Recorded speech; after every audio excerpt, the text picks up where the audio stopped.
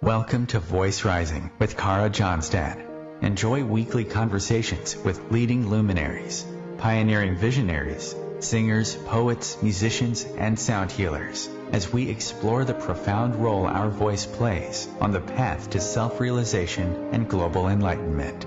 The internationally acclaimed singer, composer, author, healer, recording artist, voice expert, creator of Voice Your Essence, and founder of the School of Voice, Kara Johnstad uses her extraordinary spiritual gifts to empower others.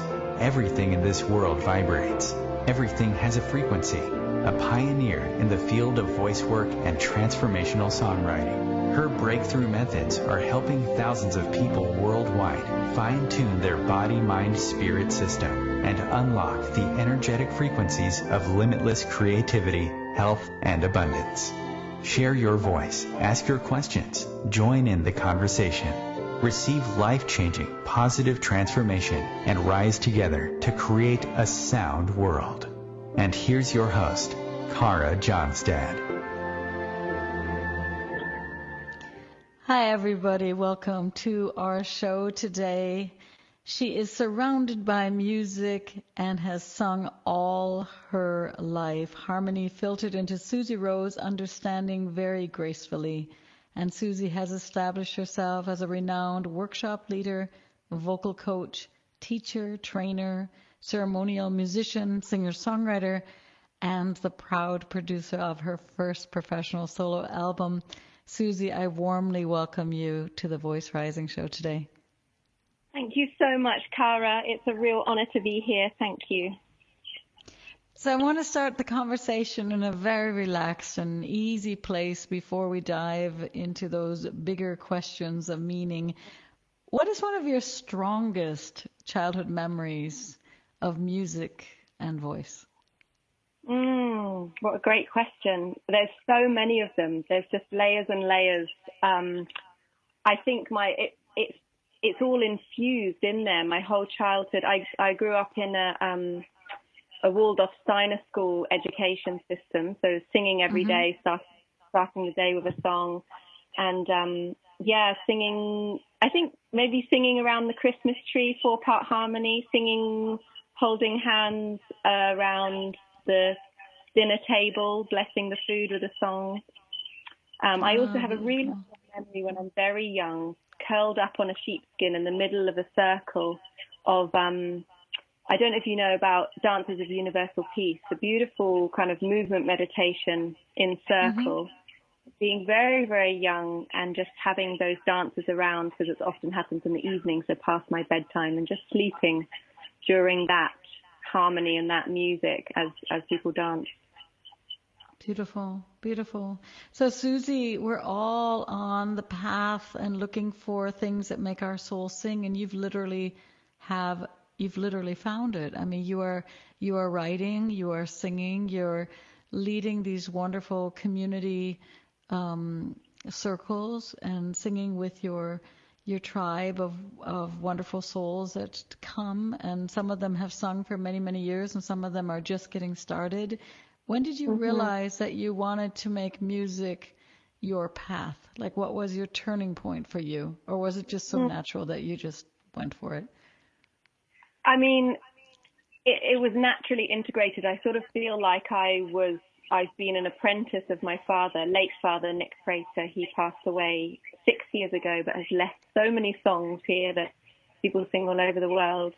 And so I was kind of singing alto parts to African freedom songs and different things like as I was growing up. And I'm just trying to remember, I started writing on the guitar. I learned a couple of chords on the guitar when I was 13 and started immediately writing songs from there. But actually, I think the moment was when I was 17, my father got the flu and he was leading a choir at the time, a community choir, everyone invited, everyone can sing, everyone welcome. And instead of cancelling it, he said, Susie, would you take my choir group? I was in high school at the time, instead of just cancelling on people. And I was like, really? I can't do that. And then he's like, look, you know the songs, you can totally do it. And I went and I just kind of was thrown in the deep end. And I realized, oh my goodness, I must have absorbed so much of this through osmosis that I ended up being really good at it, that I just couldn't believe it. And I kind of, oh my goodness, maybe this is what I'm meant to be doing. And it just filled me with so much joy, and just feeling all the voices coming together, and being part of creating that felt really magical. So I feel like that's where it sort of started. And you were 13. Well, you were 13 years old, holding the guitar and leading that circle. I was 13 when I started writing the songs. I was 17 when I started leading, when that happened. Ah, beautiful. Yeah. Beautiful. Yeah. So, Susie, very few people have been able to define the word love or the feeling, and yet we're all seeking it. We're all yearning for it. And we feel it in our bones when it arrives, and yet it's just such a mysterious thing, this love vibe. It's very important for you to be a seeker. You've even written a beautiful song that I want to play for everybody today, The Seeker. Would you like to share why this quality is so important to your life, and some words about the song that we're about to hear? Yeah. So it's an interesting one, isn't it? The word seeker or seeking, because in a way, it was being a seeker has led me to a place to realize there's nothing to seek for, and actually everything I need is already inside. So it's a real sort of paradox within me, that I see that as I kind of gone really to the edges, my edges of for that transformation, my edges of being comfortable and not comfortable, and found myself growing and growing and growing at those edges, seeking and seeking and seeking, actually coming to the place more recently of seeing, actually there's nothing to seek for. I can completely relax into this present moment, and everything I ever needed is already here inside me, and in this very moment as I breathe in and as I breathe out. So, it's a beautiful journey of seeking and then coming all the way back home to my own back garden. Yeah. Beautiful. So let's listen to this song that you sent in. It's called Seeker, or is it called The Seeker? I think it's called Seeker. Seekers. Yeah. Seekers. See, let's listen in to Susie Ro, and the song is called Seekers.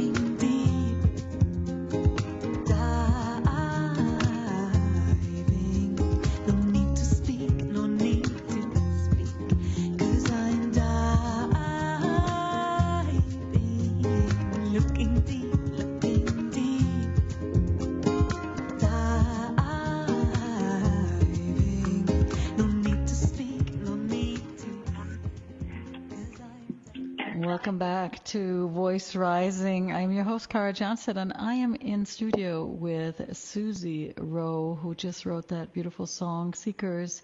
Susie, can we approach music and singing just like the seekers that are looking for truthful gems and the wild rivers as they cross these rugged terrains called the heart? Is that something that instead of learning all these notes and chords, if we kind of slipped into that seeking mode, would that be easier for us? I mean, my relationship with music feels somehow, with music and with singing, particularly with the voice, with this living instrument of the voice, it's like a spiritual journey in itself. And actually, although singing and music is 100% my profession and lots of strings to my bow, like leading teacher training for choir leaders and things like that, I actually never learned to read music or write music.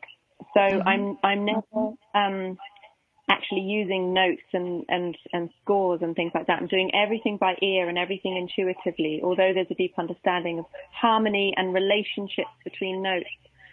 I really feel like that absolute tangible experience of music, that way that we can really dive in to immersing ourselves completely in singing, like especially when we're singing in the group together, the way that me, myself, my ego, my personality completely dissolve, and I just get swept up in this one voice. And as everybody's voices come together, we become this one voice. And for me, it's a very spiritual experience. And I've met thousands of people that have been transformed through the experience of singing and activating their voices on a personal level, but also in this collective singing together, singing in harmony format, which is very, very powerful and yet very simple. It doesn't have a sort of spiritual, it's for everybody, you know, that different community choirs and different singing in retirement homes or singing for all sorts of people. Actually, that spiritual experience is available for everybody and not just those, you know, wearing robes or seeking in a certain particular way. It's very universal and ancient. I think you've said something so important, because I work with many people that feel a lot of shame that they haven't learned to read music. And I'm always sharing with them also, like, it's about listening and hearing and embodying. And, you know, there are many, many great artists that were not able to read notes, and they were great jazz musicians and great. There's even a rumor that Pavarotti didn't. I'm not sure if it's true. It's a rumor, but he wasn't reading the scores. He learned them, and he learned them through listening. What would you suggest, Susie, to someone who really feels that their throat is blocked and they feel stuck with their voice and shy? And what would be the first steps to welcome them into this collective sound, this oneness, when they might feel fragile and out of tune and all those good things, you know, that can come up?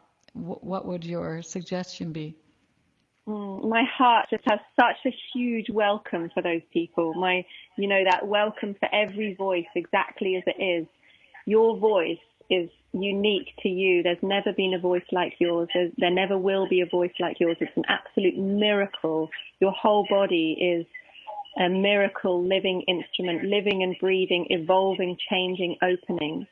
And the way that we can welcome our own voices, the way that we can deeply accept our voices exactly as they are, not trying to strive for them to be different, want them to be better, wish it sounded a different way, in that way sort of self-criticizing ourselves, just to really be with our voices and welcome and accept them exactly as they are.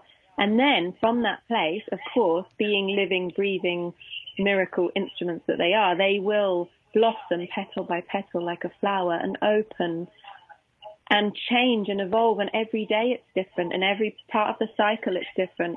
And to really welcome them exactly as they are, for me, is the starting point. So in a sense, I'm quite a unconventional singing teacher, because I come from a real place of relaxing and accepting right what is and loving that place, and then feeling how the voice responds to that, like a little child almost being encouraged to really open, to really step into a full and powerful place from there.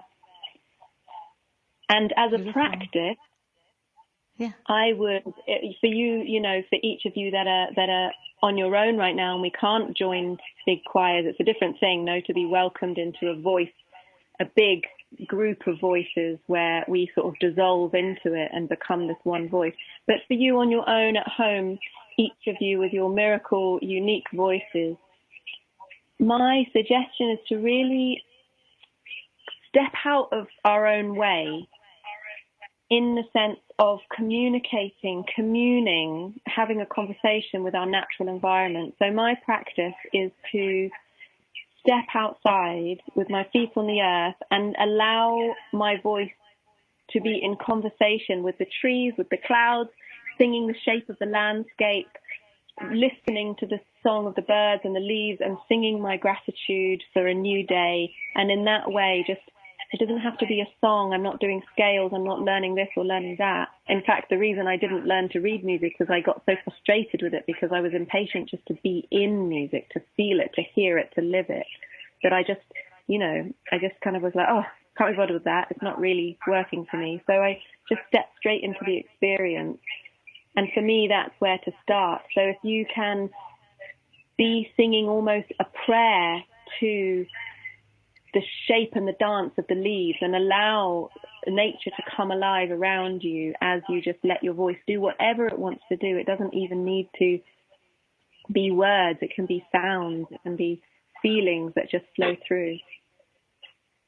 Yeah, you can start to imitate or play with the wind, I guess, with your voice too, or you know, like children, they sing, you know, cuckoo, you know, they do the bird songs.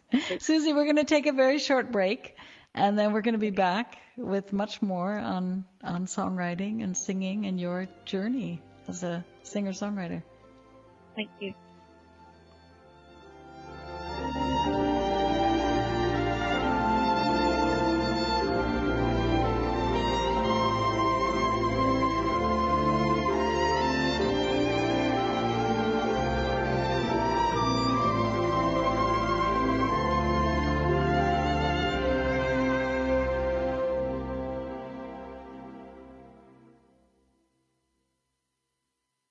The cutting edge of conscious radio, OMTimes Radio, IOM FM.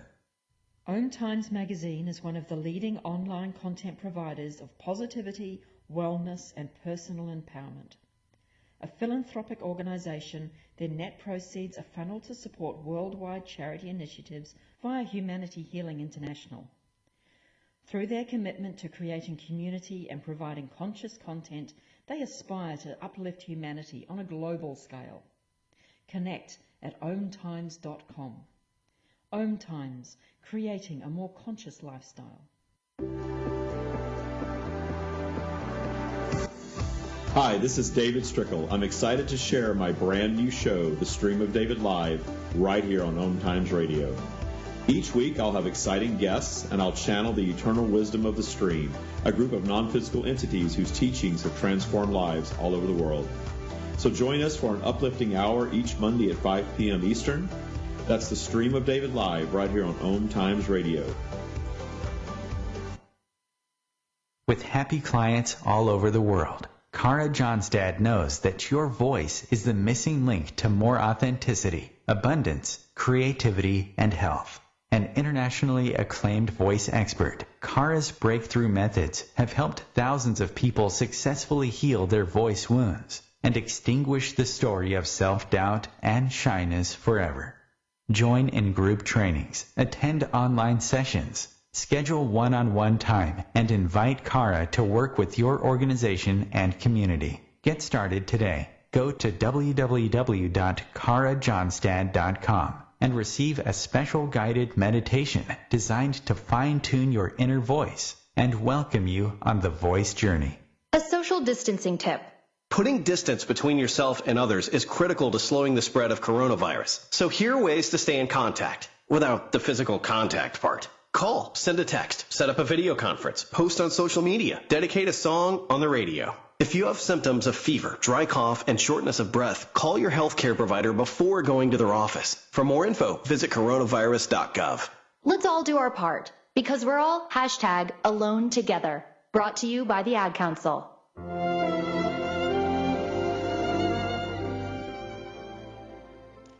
Hi, this is Cara Johnstad. I am your host here at Voice Rising, and with me in studio today is Susie Ro. Susie Ro is a singer, a songwriter, a community leader for wonderful song circles, and much, much more.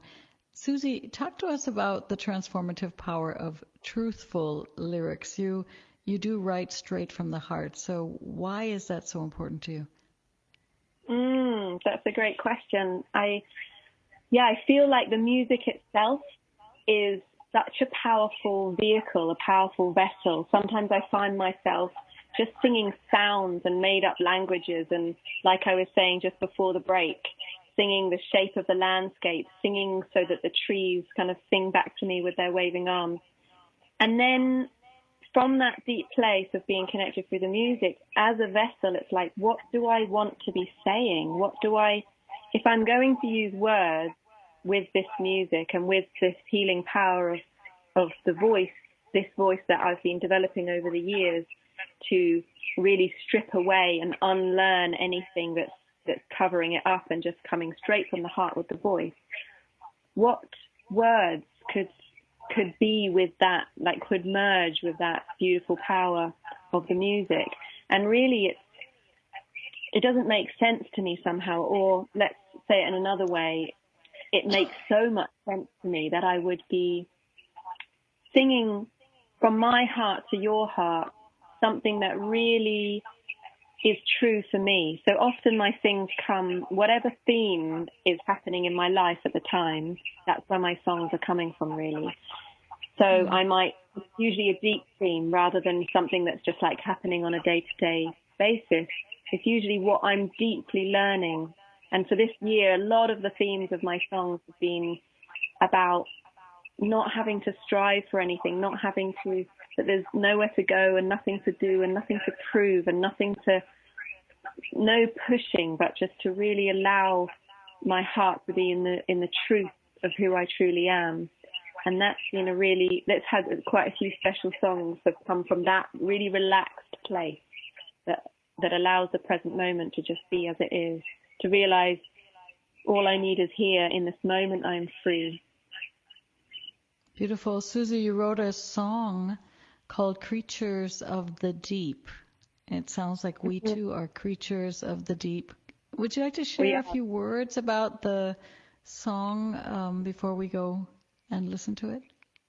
Yeah, so I wrote this song on a boat just off the shore of the island of Maui in Hawaii, and where I had just such a transformational, amazing time connecting with the nature there, especially with the ocean, just living by the ocean.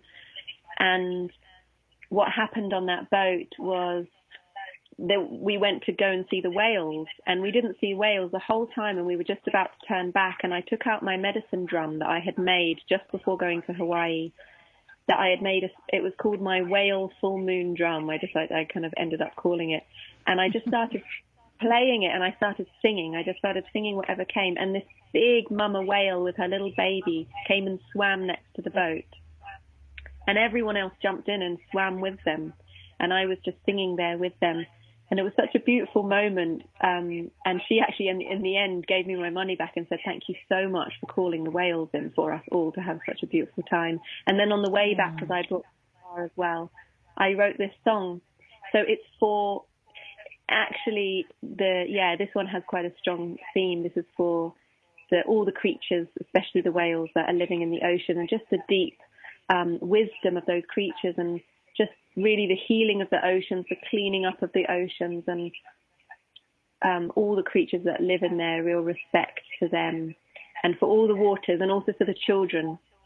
This song's also for the children. Beautiful. Let's listen to Creatures of the Deep by Susie Ro.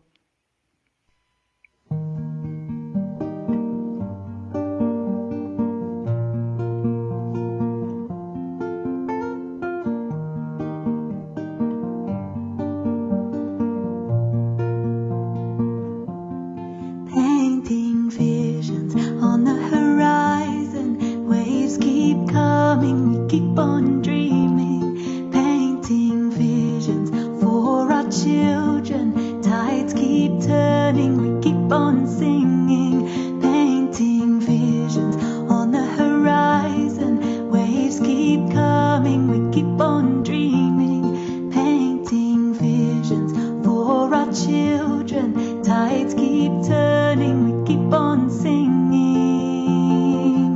I'm going under to sing with the whales beneath the crashing waves. Oh, the beauty of your grace. I'm going under where freedom can be found, singing in the deep blue, swimming in your sound. I'm going under to sing with the whales beneath the crashing waves. Oh, the beauty of your grace. I'm going under where freedom can be found, singing in the deep blue, swimming in your sound. Creatures of the deep, aye, aye, creatures of the deep, aye, aye, creatures of the deep, aye, aye, creatures of the deep, aye, aye.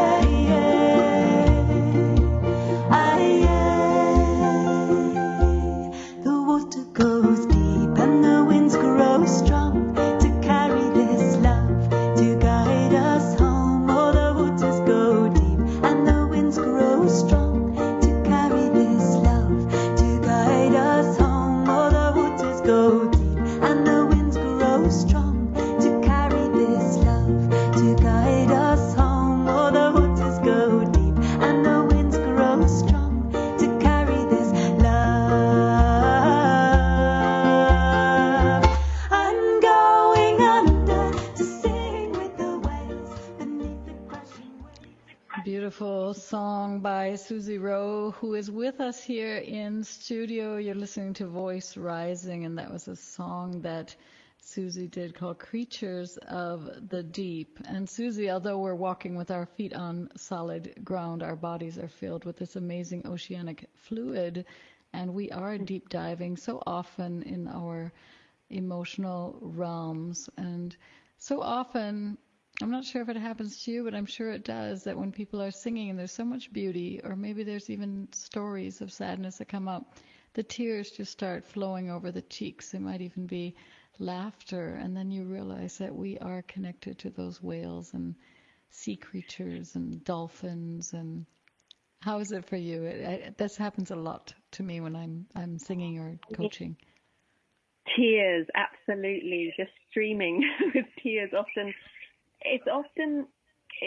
People describe it as, it's not that I'm sad, it's not that I'm happy, I just feel it's open. They just feel open. There's that sense of, so often in the group, when the harmony just becomes so deep, and often I don't spend lots of time teaching, or I try and spend as minimal time teaching as I can in the group work. I just kind of get the bass part, the alto part, soprano and tenor parts all going. Often do quite simple kind of chant-like songs with very uplifting lyrics, and just try and get people singing for as long as possible. And often I get that song cooking for a really long time, and then the tears start flowing. And often there's not a dry eye in the room, but it's not sadness. It's kind of a breaking open and a feeling, all those things that can't be felt, and all the stress and the anxiety just sort of melts away. And then often I get people to come into the middle of the circle, to sit down to listen, and then it ends up being a big cuddle puddle, which obviously we can't have at the moment, we're all missing. Cuddle puddle in the middle of the circle, and everyone's singing in part harmony around, and it's just like a little bubble of presence, of feeling what is here right now and allowing things to move and bubble. And yeah, it can be very, very deep for people. Yeah, it should actually. I think that, we have, I think this is a little bit the tricky part in the moment, because we know that singing boosts our immune system. We know that creating harmony together is so empowering, and it's very difficult for many people in this moment to realize that we need to social distance in a way. So Yeah. it's wonderful that there are people still meeting online, and I think both of us are on the same train ride or on the same boat, to empower people still to dance in their homes, to sing, to keep that instrument in flow, and to realize how voice can shift harm to harmony, and so can singing together, right? Yeah. Susie, you've also written, share with me. I was just going to say, I feel like it's an opportunity, or, we've had all of this time to, our whole lives to join and sing in harmony together, which is absolutely amazing. And just for now, it's like we're given this opportunity to really meet ourselves. So as we kind of come into our little pods, which who knows how long this will last, but just really making the most of this opportunity to connect with our own voices in that really special way that we can welcome ourselves in here. And just what you were saying about the tears, that actually sometimes when we, and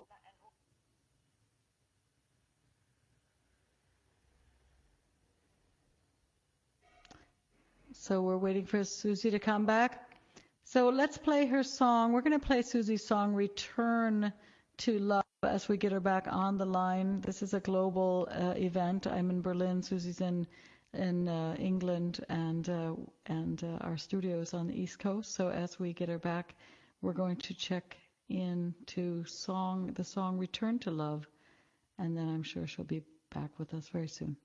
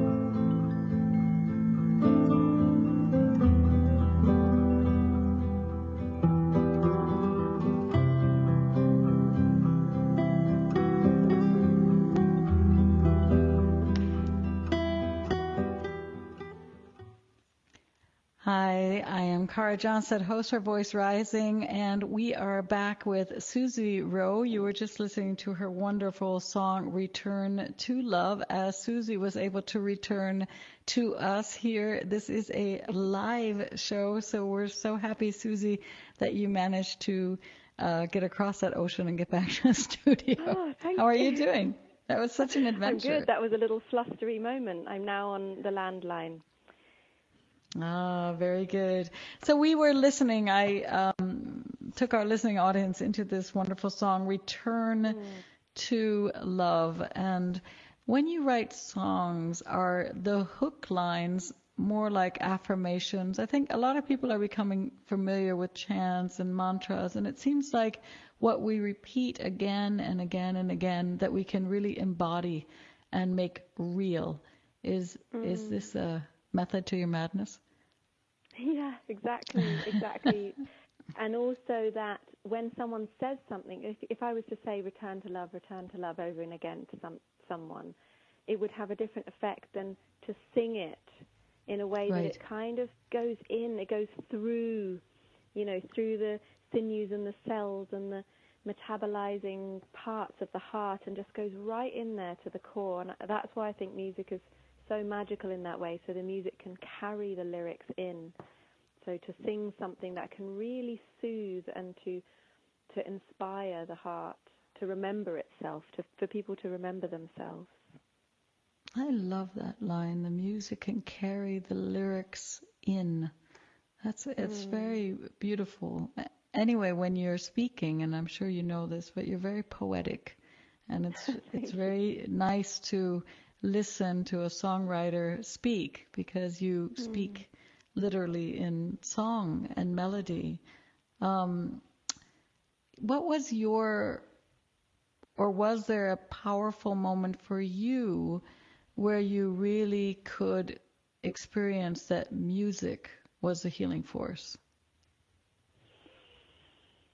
Or have you found personal healing through music? Yeah. The silence is speaking.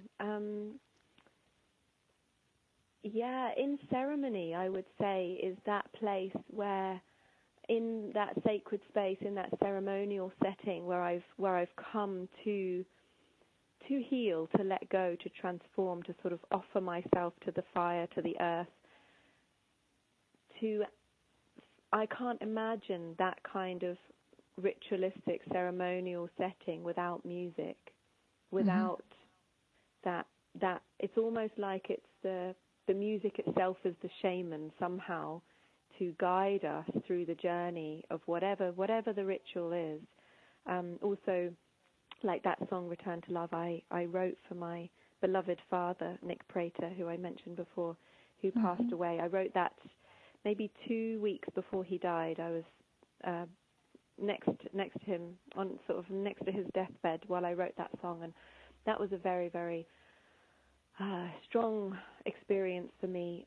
That then throughout that experience of sitting with his body for 4 days and 4 nights and the funeral and everything, there was just so much music, so much song, everyone singing together, because that's what he did for years and years. And actually, even in that ceremonial setting, that ritualistic setting, I couldn't imagine music not being part of that, because it's almost like we don't need words anymore. We don't need talking anymore. We just need to rest in the knowing that our hearts are held, and that we're all returning to love, actually. And we can just send off in a good way. But I would say that I received music in that healing way, in ceremony, in a very deep way, when I've been going through my own process that might have been very difficult, very baffling, or I felt lost in the dark in some way. And the music has been like the light to shine through to the other side. Beautiful. Is there one thing that you would like our audience to remember about voice? If you could give us a little golden nugget from your journey working with the voice for so many years, living with not only your own voice, but with so many voices around you, what would that golden nugget be? And I'm sure you have many, so you can... That you are a miracle, that you already are this instrument. Your body is perfectly made up of all of the muscles and spaces and resonating chambers and every single part of your body. I like to see it as a tree. I like to see the instrument of my voice as a tree with its roots and its trunk and its branches and its photosynthesizing leaves, all with its perfect role to play, and that you are already everything you need to be a voice. You already are an instrument of your voice, every single part of you, and that every single part of you can sing. And when you sing, you can allow your voice to sing out of the palms of your hands and through the soles of your feet, and you can use every single cell of your body to let music come through, and that when we can step out of our own way, we can allow the music to come through us, and that we're not in self-judgment and criticism and in that egoic state of consciousness which basically shuts us down, that we can realize actually it's joy and it's laughter and it's tears and it's grief, and it's the whole thing that can be transmuted through the voice, spinning sorrow into beauty, so that each of us already are that, and we don't need to try and become anything. It's just giving ourselves permission and welcoming our own selves to be the singers that we are.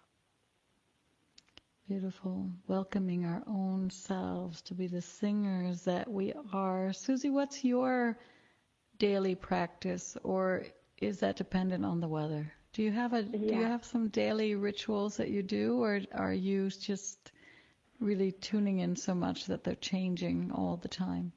It really is changing a lot. I mean, I love my yoga practice in the morning, but I love to just really respond to what it is I feel like doing.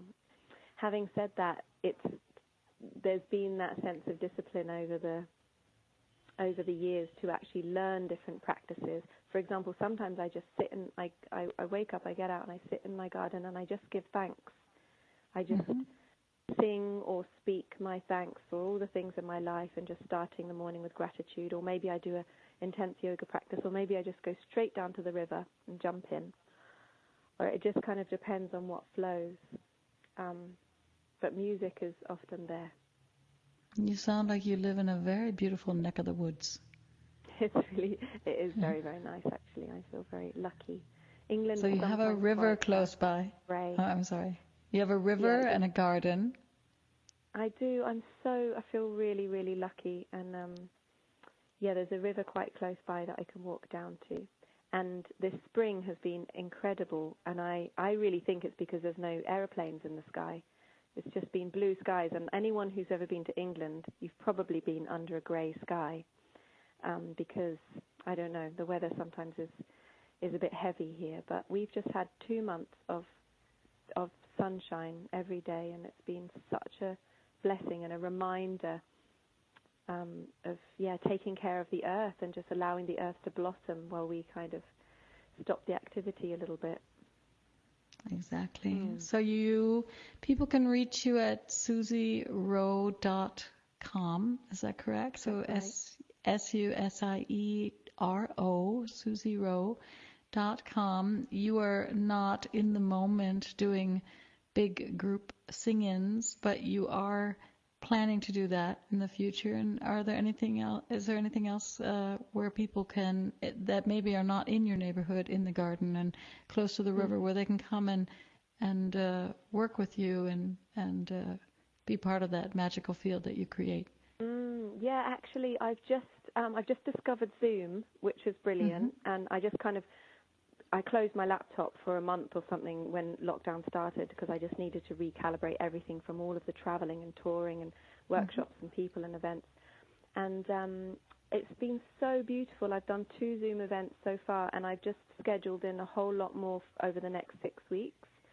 And there's a few coming up, and one of which is called The Living Instrument, the King and Queen of Your Voice, which is about the chest voice and the head voice, and what I've discovered to be the masculine and feminine elements of the voice, and really balancing and setting them on their rightful thrones in very different places in your voice, but really kind of marrying them. So that's an 1.5 hour Zoom workshop on that. And I have also closed groups, just 12 people, very small mentoring groups that will be going on for 4 weeks. So that will be needing to be booked in because that will get filled up quite quickly. But yeah, you can discover all sorts on there. The website's quite full and easy to navigate. So yeah, you're very, very welcome. I'd be touched if you come to check it out. Beautiful. So I thank you so much for joining me here today at Voice Rising, for your time and for navigating all these crazy things called telephone lines. Technical. I wish you much love and goodness and everything that you're doing for our world, and I hope to have you back sometime soon. Thank you so much, Cara, for having me. I'm really honored to be here. Thank you. Okay. Have a good day. Bye-bye. Bye.